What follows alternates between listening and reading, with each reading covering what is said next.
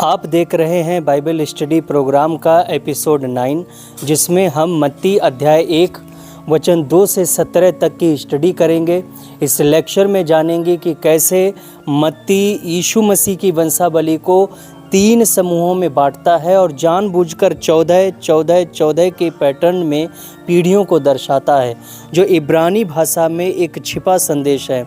इस लेक्चर में हम वंशावली में हम पुराने नियम की 4 स्त्रियों के बारे में भी जानेंगे, जिनका नाम पुरुषों के बीच में जानबूझकर मत्ती रख रहे हैं, और उस युकन्या के विषय में भी जानेंगे, जिसके विषय में परमेश्वर ने पहले कह दिया था कि इस पुरुष को निर्वंश रख, फिर भी उसका नाम वंशावली में आ रहा है। चलिए इन सब बातों को विस्तार से समझते हैं। एपिसोड 8 में हमने मत्ती अध्याय 1 वचन 1 के बारे में पढ़ा था, जिसमें लिखा था अब्राहम की संतान, दाऊद की संतान, यीशु मसीह की वंशावली, जिसमें मैंने यह बताया था कि यीशु एक वास्तविक ऐतिहासिक व्यक्ति हैं, जिनकी वंशावली प्रमाणिक है और हमारी आस्था किसी कल्पना या अंधविश्वास पर नहीं है, बल्कि इतिहास और प्रतिज्ञाओं की पूर्ति पर आधारित है। और हमने ये जाना था कि यीशु केवल यहूदियों के नहीं बल्कि सबके मसीहा हैं, और साथ ही यीशु मसीह का नाम और पहचान हमें ये विश्वास दिलाती है कि परमेश्वर अपने वादों को कभी नहीं तोड़ता है। वंशावली शब्द को भी मैंने आपको बताया कि मत्ती यीशु को इस प्रकार व्यक्त कर रहे हैं मानो यहाँ से नई सृष्टि आरंभ हो रही है। अगर आपने लेक्चर 8 नहीं देखा तो मेरी आपसे गुजारिश है कि आप लेक्चर 8 को ज़रूर देख लें। आज हम मत्ती अध्याय 1 वचन 2 से 17 तक की स्टडी करेंगे और हर एक महत्वपूर्ण बातों को जानेंगे। मत्ती अध्याय 1 वचन 2 से 17 में यीशु की वंशावली को 3 समूह में बांटा गया है, जिसे आप अपनी बाइबल में पढ़ सकते हैं। पहला समूह अब्राहम से दाऊद तक वचन 2 से 6, और दाऊद से बाबुल की बंधुआई तक वचन 6 से 11 तक, और बंधुआई से मसीह तक वचन 12 से 16 तक। वचन 17 में लिखा है कि इस प्रकार अब्राहम से दाऊद तक 14 पीढ़ी हुई, और दाऊद से बेबीलोन को बंदी होकर पहुंचाए जाने तक 14 पीढ़ी हुई, और बंदी होकर बेबीलोन को पहुंचाए जाने के समय से मसीह तक 14 पीढ़ी हुई। आपने ध्यान दिया कि मत्ती यीशु मसीह की वंशावली को 14-14-14 के क्रम में 3 भागों में बांट रहे हैं, और राजा दाऊद के नाम में दाऊद का इब्रानी भाषा में न्यूमेरिक वैल्यू 14 आती है। इससे मत्ती यह सिद्ध करना चाहते हैं कि मसीह दाऊद के वंशज हैं। मत्ती अपनी वंशावली में इन सभी नामों को लिखते हैं जो पुराने नियम में उनके बारे में पढ़ने के लिए मिल जाएगा। अब्राहम से इसहाक उत्पन्न हुआ, इसहाक से याकूब उत्पन्न हुआ, याकूब से यहूदा और उसके भाई उत्पन्न हुए, यहूदा और तामार से फिरिस व जेरह उत्पन्न हुए। और ऐसे ही आप अपनी बाइबल में इन सब नामों को पढ़ सकते हैं। आपकी स्क्रीन पर इन सब नामों की जानकारी दिखाई दे रही होगी, आप अपनी बाइबल में ढूंढ कर पढ़ लीजिएगा। बाकी नाम अबीहूद से याकूब तक पुराने नियम में बहुत कम उल्लेख हुआ है, उन्हें मत्ती ने यहूदी रिकॉर्ड से लिया था। इस प्रकार मत्ती सभी यहूदियों को बताना चाहते हैं कि आप मेरी इस पुस्तक में जिस पुरुष के बारे में पढ़ने जा रहे हैं वो इन महान पुरुषों की वंशावली से संबंध रखते हैं और वह प्रतिज्ञा की हुई संतान है जिसका आप लोग इंतज़ार कर रहे हो। मुझे मत्ती रचित सुसमाचार में बहुत कमाल की एक चीज़ मिली है कि मत्ती यीशु की वंशावली में स्त्रियों के नाम को भी लिख रहे हैं। ये तो बहुत अनोखी बात थी, क्योंकि आम तौर पर इब्रानी वंशावलियों में केवल पुरुषों के नाम होते थे, न कि स्त्रियों के नाम। यीशु की वंशावली में मरियम को छोड़कर 4 ऐसी स्त्रियों का नाम आता है जो गैर यहूदीन थीं: तामार, राहाब, रूत, उरिया की पत्नी बत्शेबा। सबसे पहले बात करते हैं तामार की, जो मत्ती अध्याय 1 वचन 3 में है। विस्तृत रूप से पूरी स्टोरी जानने के लिए आप उत्पत्ति अध्याय 38 को पढ़ना, जिसमें आप पाएंगे कि तामार ने अपने लिए न्याय की खोज की, परमेश्वर ने उसके संघर्ष और विश्वास को देखा। पेरेस यीशु मसीह की वंशावली का हिस्सा बना।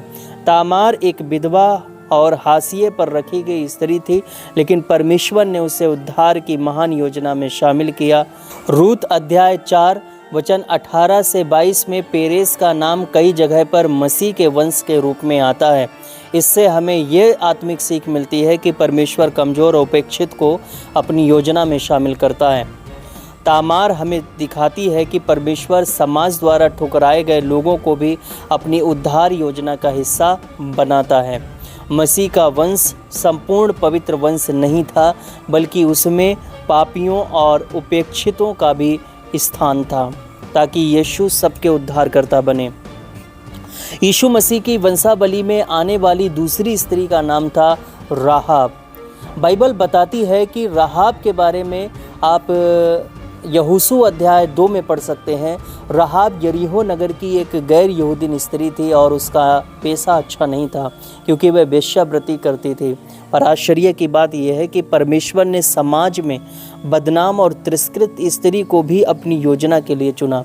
जब यहोशू ने यरीहो नगर में दो गुप्तचर भेजे तो राहाब ने उन्हें अपने घर में छिपा लिया। उसने राजा के सैनिकों से झूठ बोला और गुप्तचरों को बाहर सुरक्षित निकाल दिया। यहाँ हम देखते हैं कि राहाब ने इजराइल के लोगों का पक्ष लिया, जबकि वह खुद कनानी थी। उसने परमेश्वर में विश्वास किया और उसने यहोशू अध्याय 2 वचन 1 से 11 में कहा कि मैं जानती हूँ कि यहोवा ने यह देश तुमको दिया है, क्योंकि तुम्हारा परमेश्वर यहोवा ऊपर आकाश में और नीचे पृथ्वी पर महान परमेश्वर है। एक विदेशी स्त्री जो मूर्ति पूजा में पली बड़ी थी, उसने इज़राइल के परमेश्वर को सच्चा परमेश्वर मान लिया। जब इज़राइल यरीहो नगर को जीत लेते हैं तो राहाब ने सलमोन से विवाह किया और उनका बोअज नाम का पुत्र होता है, जिसने रूस से विवाह किया। मतलब एक विदेशी वेश्या परमेश्वर की योजना में शामिल होकर राजा दाऊद की परदादी बनी और यीशु मसीह की वंशावली में आ गई। इब्रानियों अध्याय 11 वचन 31 कहता है कि विश्वास से राहाब नाश नहीं हुई, और याकूब अध्याय 2 वचन 25 कहता है कि राहाब अपने विश्वास के कामों से धर्मी ठहराएगी। इसलिए हमें ये सीख मिलती है कि चाहे अतीत कैसा भी क्यों ना हो, चाहे समाज हमें तुच्छ समझे, अगर हम सच्चे दिल से उसमें विश्वास करें तो परमेश्वर हमें अपने उद्धार और अपनी योजना में शामिल कर सकता है। अब मैं आपसे पूछना चाहता हूँ, अगर परमेश्वर राहाब जैसी स्त्री को चुन सकता है तो क्या वह हमें भी अपने काम के लिए नहीं चुन सकता? ज़रूर चुन सकता है। यीशु मसीह की वंशावली में आने वाली तीसरी स्त्री का नाम है रूत, जो मत्ती अध्याय 1 वचन 5 में आती है। रूत कौन थी? रूत के बारे में आप रूत की पुस्तक में पढ़ सकते हैं, उसमें विस्तार से पूरी कहानी दी गई है। रूत एक मोआबी स्त्री थी। मोआबी लोग इजराइलियों के शत्रु माने जाते थे, और आश्चर्य की बात यह है कि परमेश्वर ने एक विदेशी और अयोग्य माने जाने वाली स्त्री को मसीह की वंशावली में स्थान दिया। रूत के एक फैसले से उसको ये आशीष मिल जाती है, क्योंकि नाओमी ने अपने दोनों पुत्रों को और पति को खो दिया, और उसने अपनी दोनों बहुओं से कहा कि वे अपने अपने घर लौट जाएं, अपने माँ के घर लौट जाएं। और एक बहू तो लौट गई, लेकिन रूत अध्याय 1 वचन 16 में उसने कहा, जहाँ तू जाएगी वहाँ मैं भी जाऊँगी, जहाँ तू रहेगी वहाँ मैं भी रहूँगी, तेरे लोग मेरे लोग, तेरा परमेश्वर मेरा परमेश्वर होगा। इस पर वह अपनी सास के साथ बैतलहम लौट आती है और उसकी मुलाकात बोअज से होती है, जो उससे विवाह करता है। ये एक महान चित्र है कि कैसे मसीह ने हमें, जो विदेशी और पापी थे, अपने उद्धार में शामिल किया। बोअज और रूत से ओबेद का जन्म होता है, और ओबेद से यश्शै, और यश्शै से दाऊद राजा का जन्म होता है। इस तरह रूत, जो एक मोआबी स्त्री थी, यीशु मसीह की वंशावली में शामिल हो गई। रूत की शिक्षा हमें सिखाती है कि परमेश्वर की कृपा जाति, भाषा और पृष्ठभूमि नहीं देखती। रूत की कहानी मसीह की ओर इशारा करती है, जो हमारा सच्चा उद्धारकर्ता रिश्तेदार है, क्योंकि इस कहानी में बोअज एक उद्धार करने वाले रिश्तेदार के रूप में है। रूत ने अपनी वफादारी और विश्वास से परमेश्वर की योजना में अद्भुत स्थान पाया। यह हमें याद दिलाता है कि कोई भी व्यक्ति, चाहे उसका अतीत कैसा भी हो, अगर वह विश्वास से परमेश्वर के पास आए तो उसे अस्वीकार नहीं किया जाएगा। अब मैं आपसे पूछना चाहता हूँ, क्या आपने भी रूत की तरह अपने जीवन में परमेश्वर को अपना परमेश्वर मानने का निर्णय लिया है? मत्ती अध्याय 1 वचन 6 में मसीह की वंशावली में चौथी स्त्री का नाम आता है बतशेबा। इसके बारे में पुराने नियम में दूसरा शमूएल अध्याय 11 से पढ़ने को मिलेगा। बतशेबा हित्ती जाति के उरिय्याह नाम के व्यक्ति की पत्नी थी। राजा दाऊद ने उससे व्यभिचार किया और उससे पहले बच्चे का जन्म होता है और वह मर जाता है क्योंकि वह पाप का परिणाम था। दाऊद ने भजन संहिता 51 में परमेश्वर के सम्मुख रो रो कर सच्चा पश्चाताप किया और परमेश्वर ने उसको माफ़ भी कर दिया। तब परमेश्वर का अनुग्रह होता है और दाऊद और बतशेबा के द्वारा एक दूसरे पुत्र का जन्म होता है जिसका नाम सुलेमान रखा जाता है। परमेश्वर बतशेबा की गोद से मसीह की वंशावली को आगे बढ़ाते हैं, यहाँ तक कि बतशेबा को परमेश्वर पूरा सम्मान दिलवाते हैं क्योंकि बाद में वह दाऊद के दरबार में अपने पुत्र सुलेमान की राजमाता बनती है। इसलिए इससे हम ये सीखते हैं कि परमेश्वर पाप से नफरत करता है लेकिन पश्चाताप करने वालों को क्षमा कर देता है। परमेश्वर की कृपा इतनी महान है कि वह टूटी हुई कहानियों को भी अपनी योजना में शामिल कर सकता है। शायद हम भी कोई टूटी हुई कहानी जैसे बन गए होंगे, लेकिन अगर खुद को परमेश्वर के हाथ में दोगे तो वह आपको अपनी योजना में शामिल कर लेंगे। बतशेबा की उपस्थिति मसीह की वंशावली में इस बात का संकेत है कि यीशु पापियों को उद्धार देने आए थे। इसके बाद आप मत्ती अध्याय 1 वचन 16 में यीशु मसीह की वंशावली में आखिरी और सबसे अनोखी स्त्री मरियम यीशु की माता के बारे में पढ़ोगे, जिसे हम अगले एपिसोड में जानेंगे। लेकिन अभी एक व्यक्ति यहाँ पर छूट रहा है, उसके बारे में जानना बहुत ज़रूरी है, वरना बाइबल स्टडी अधूरी रहेगी। वह व्यक्ति है यकुन्या। ये बहुत ही बड़ा इंटरेस्टेड व्यक्ति है जिसके बारे में मत्ती अध्याय 1 वचन 11 और 12 में ऐसा लिखा है, योशिया से यकुन्या और उसके भाई उत्पन्न हुए। बंदी होकर बेबीलोन पहुंचाए जाने के बाद यकुन्या से शालतियल उत्पन्न हुआ और शालतियल से जरुब्बाबिल उत्पन्न हुआ। लेकिन यहाँ यकुन्या में एक समस्या है।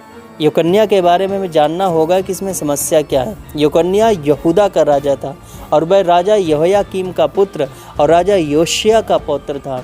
उसका राज्यकाल बहुत छोटा था, लगभग 3 महीने 10 दिन के लिए वह राजा बना था। ये सब आप दूसरा इतिहास वचन अध्याय 36 वचन 9 में पढ़ सकते हैं। चूँकि इतने छोटे समय में भी वह वफादार नहीं रहा और उसने परमेश्वर की इच्छा के विरुद्ध काम किया।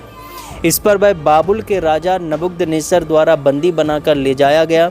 उसके बारे में दूसरा राजा अध्याय 24 वचन 9 में लिखा है कि उसने यहोवा की दृष्टि में वही किया जो उसके पिता ने किया था।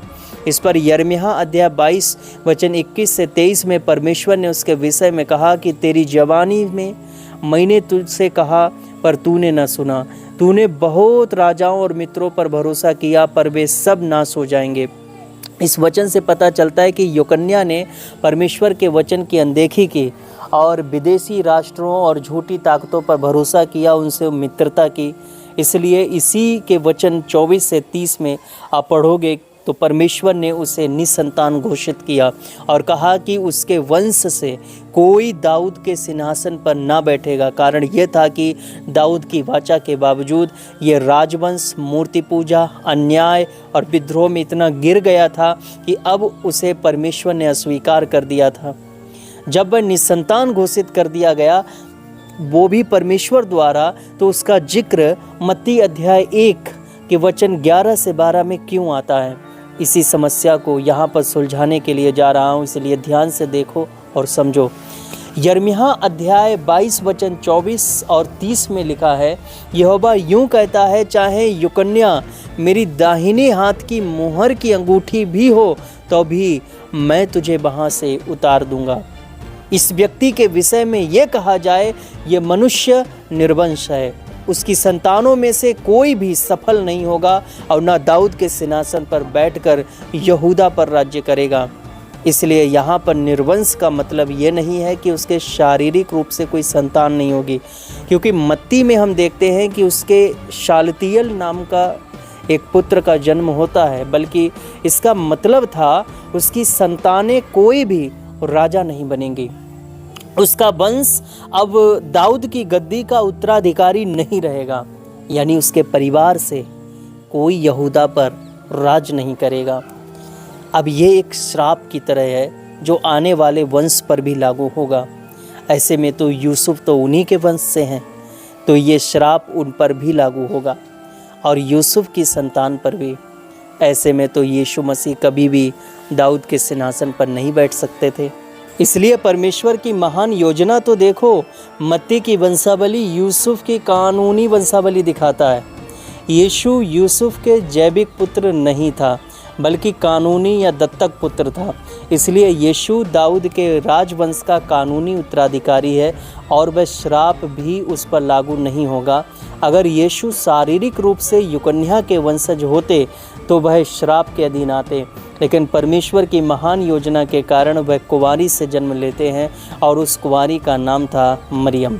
मरियम दाऊद के दूसरे पुत्र नातान के वंश से थी, जिसे आप लूका रचित सुसमाचार अध्याय 3 वचन 31 में पढ़ सकते हो। इस तरह यीशु का शारीरिक वंश मरियम से आया, जिस पर युकन्या का श्राप नहीं था और वे दाऊद के वंश भी कहलाए। और परमेश्वर ने महान योजना के कारण मरियम का विवाह यूसुफ से पहले ही तय कर दिया और इस कारण मरियम का पति यूसुफ होने के कारण यीशु कानूनी रूप से सिंहासन के उत्तराधिकारी हो गए। परमेश्वर ने श्राप और प्रतिज्ञा दोनों को न्यायपूर्वक संतुलित कर दिया।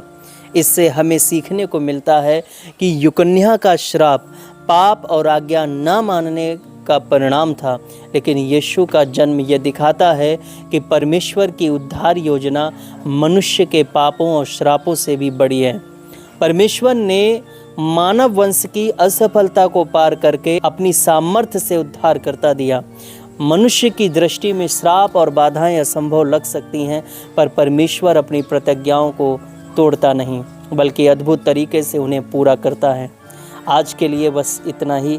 अगले एपिसोड में मुलाकात होगी। अब मेरे प्रभु के प्यारे संतों, 2 कुरिन्थियों अध्याय 9 वचन 7 में लिखा है, हर एक जन जैसा मन में ठाने वैसा ही दान दे, न कुड़कुड़ाकर न दबाव से, क्योंकि परमेश्वर हर्ष से देने वालों से प्रेम रखता है। प्रिय भाई बहनों, प्रभु के काम के लिए आपकी दी हुई भेंट आत्माओं तक सुसमाचार पहुंचाने और कलीसिया की सेवाओं को आगे बढ़ाने में प्रयोग होगी। आप अपनी भेंट को स्क्रीन पर दिए गए नंबर और QR कोड द्वारा दे सकते हैं। अगर आपको बाइबल स्टडी प्रोग्राम पसंद आता है तो अपने मित्रों के साथ में शेयर करें और उन्हें चैनल सब्सक्राइब करने को बोलें और साथ में खुद भी चैनल को सब्सक्राइब करें। अगर आपका कोई प्रश्न है तो आप निसंकोच होकर कमेंट में हमें अपना प्रश्न लिख सकते हैं और आपके कमेंट का जवाब आपको वीडियो के माध्यम से दे दिया जाएगा। पिता परमेश्वर का प्रेम, प्रभु यीशु का अनुग्रह और पवित्र आत्मा का साथ आप सभी पर बना रहे। आमीन एंड शालोम।